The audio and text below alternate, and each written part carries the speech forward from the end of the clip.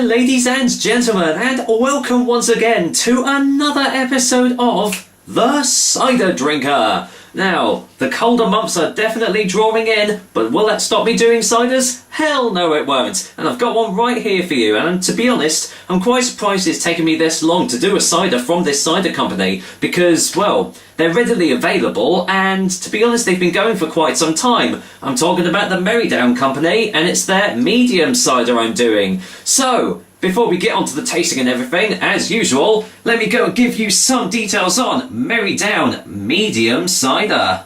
Merrydown Medium comes in 440ml cans, but you can also get it in 750ml glass bottles as well. The alcohol percentage is 7.5%, so quite a heavy-hitting cider we have here. As it says on the front of the can, this is apparently going to be medium tasting, and the price is around about average for a canned cider. Managed to pick this one up for £5 for 4 cans from Tesco's, which works out at about £1.25 a can. So yeah, relatively cheap, but will that match the taste? Now, before I actually get on to the tasting, I've got, a little bit of a backstory for Merrydown. Correct me if I'm wrong, guys, obviously, but I do believe that Merrydown was actually bought out by another company, and they've actually changed their ciders quite a lot. I remember back when I was about 16 or 17, they used to do one called Merrydown Gold, which at the time, I mean, my cider experiences weren't that great, but it was easily one of the nicest tasting ciders I'd had at that time. And all of a sudden it just completely went. They were bought out by another company, and they now do just, I say just do 2 varieties. I think they do the medium and the dry, but do they still do the Merrydown and Black? I know they did. I haven't seen it around for a while though. Maybe it's been discontinued. Who knows? But anyway, yes, we're looking at the medium cider this time. And, it comes in a nice old can here, but as I said, you can get it in big old glass bottles if you want to.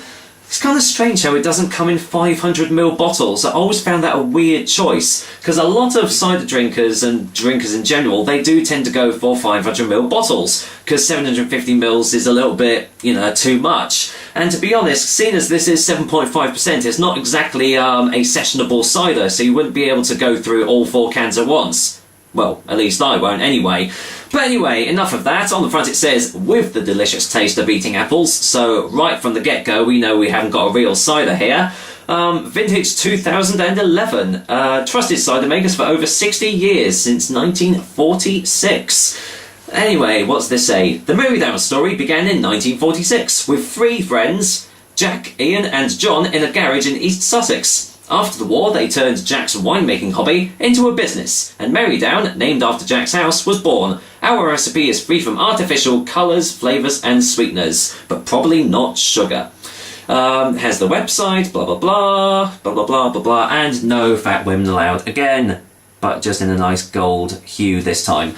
I don't know, I kind of like this can. It's kind of eye-catching and everything, but will it, will the taste and the smells be the same? Let's find out as I crack this can open. Right, it's been a while since I've done a canned cider actually, so let's get a whiff.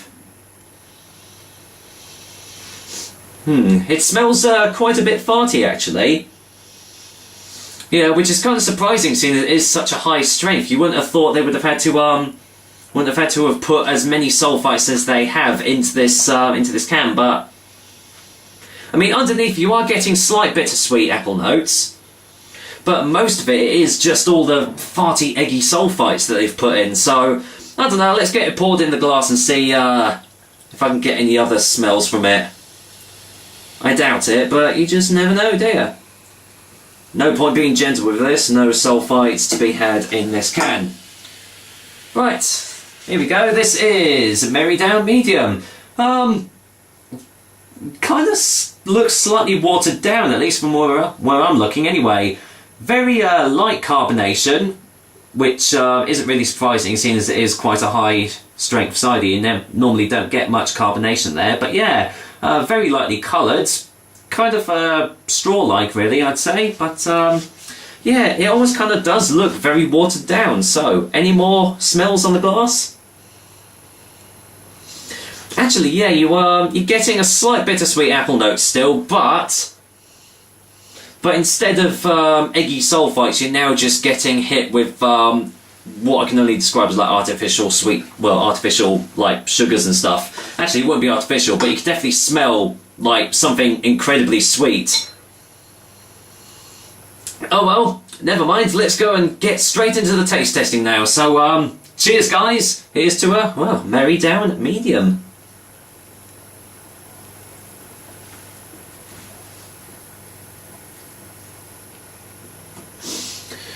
Well, you can definitely, whoa, blimey.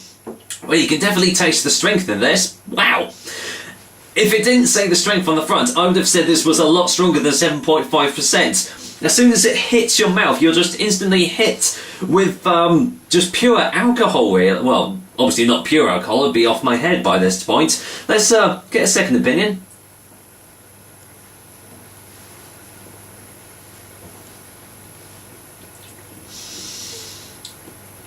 Wow, yeah, that really does taste strong. Blimey, that just whacks you right in the face, right from the get-go. You're getting not quite bittersweet, it's almost like a bitter sharp sort of taste. It's almost slightly astringent, which is kind of weird because, you know, it is supposed to be a medium tasting cider, and all I'm really getting is very sharp dryness.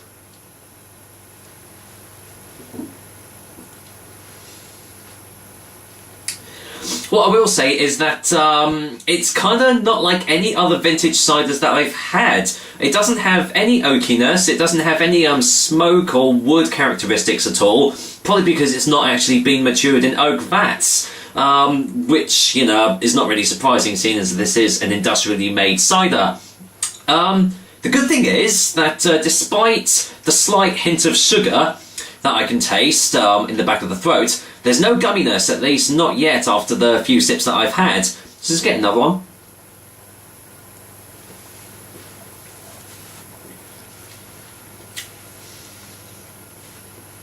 It's got a slight full body taste to it. It doesn't taste wishy-washy or watered down as the colour and consistency would have suggested. So you know, that's a good point. The only, well, a downside that I can find for this is that the tastes don't really linger too long, unfortunately. You are left with a very, very nice dry finish all throughout your mouth and across your palate. And, well, as I said, you know, it'd be good if the flavours actually lingered about a bit more. It's kind of surprising because vintage ciders are usually, you know, chock full of flavour and tastes all throughout, but it all seems to be, you know, the initial punch as soon as you put this to your lips, and then after that you're kind of left with feeling a bit underwhelmed, really. Well, you know what? Let's go and get a final taste before the final verdict, shall we?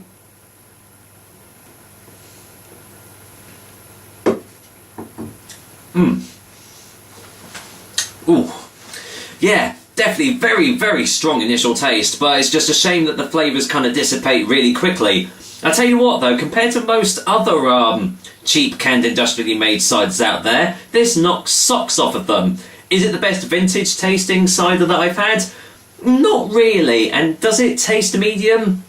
Again, not really. I'm still getting that bitter sharp taste, almost kind of like astringent. But yeah, despite that, and you know, the price and everything, I mean, you know, £1.25 per can, that's not bad going. If you get a few mates round, you know, and you see this on the shelves and everything, then seriously give this one a go because, well, personally, I like it. So, for a rating, Merrydown Medium Cider is going to get a 7 out of 10 from me.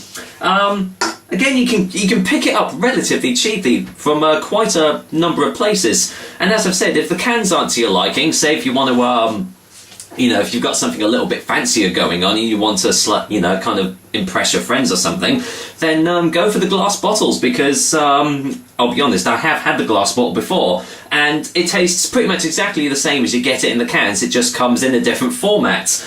Now, the thing is, I've not tried the dry variety, so will it be even drier than the medium cider? Who knows? That'll be for another review. So, anyway, that was another episode of The Cider Drinker for you guys. Hope you liked it, and, as usual, I will be back with another delicious and tasty cider soon. But until then, I'm going to go and, well, I'm actually going to take my time with this, seeing as it is a pretty heavy-hitting cider at 7.5%. So, take care, guys. Until next time.